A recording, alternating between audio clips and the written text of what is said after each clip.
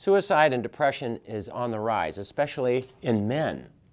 A recent report from the Minnesota notes overall suicide rates there are the highest in 20 years, showing an increase by 13% from 2010 to 2011, especially in 50 to 59-year-old men.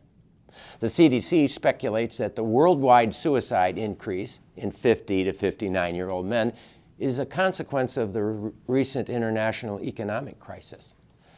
Illustrating further the story of male gloom is that the highest suicide rate of all is still in white men older than 84. It's no leap to say that if suicide in men is on the rise, then so is depression. Shakespeare speaks to his own low-down blues in Sonnet 29 after the plague closed his theater in 1592.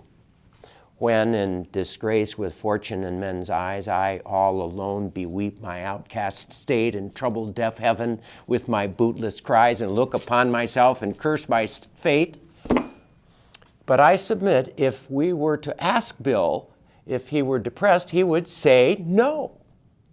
In my experience, men commonly do not admit to having depression.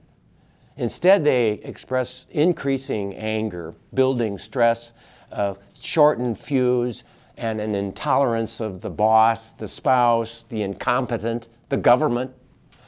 Sometimes they speak of loneliness, financial problems, or divorce, and then complain of back pain or stomach trouble or insomnia or a new weakness. Other times they will label themselves as post-traumatic stress disorder or even justified sadness, but only rarely will they admit to depression.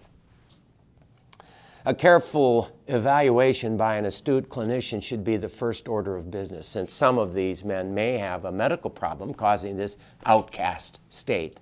A careful history and physical exam will sometimes reveal clues to an underlying brain or lung or kidney or heart or other condition.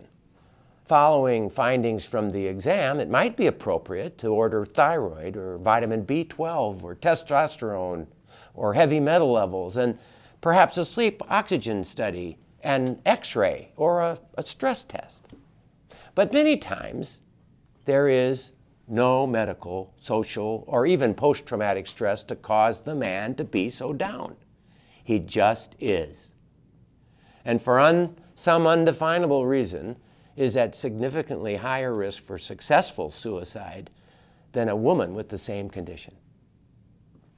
Even if you are that guy cursing your fate, realize that your condition is very common, might indicate a medical problem, and will definitely get better unless you end it. Whatever this low-down blues thing is called, it is something that can be fixed without violence.